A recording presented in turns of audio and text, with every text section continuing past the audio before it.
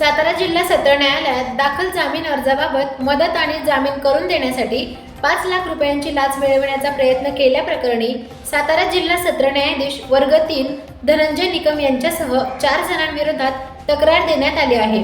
त्यानंतर सातारा शहर पोलीस ठाण्यात लाचलुचपत प्रतिबंधक कायदा कलम अन्वये चौघांवर गुन्हा दाखल करण्यात आलेला आहे। याबाबत मिळालेल्या माहितीनुसार या प्रकरणी पुणे येथील एका तरुणीने तक्रार दिलेली आहे।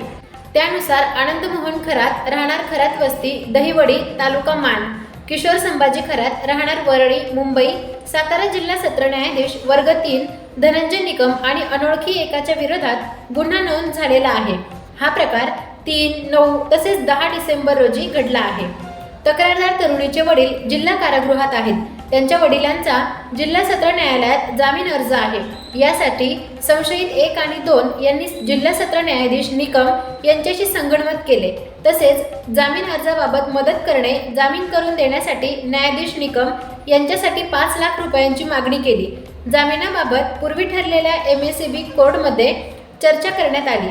तसेच 10 डिसेंबर रोजी संशयित आनंद खरात, किशोर खरात आणि त्यांच्यासोबत अनोळखी इसमाने तक्रारदार तरुणीकडे 5 लाख रुपये स्वीकारण्याची तयारी दाखवली होती।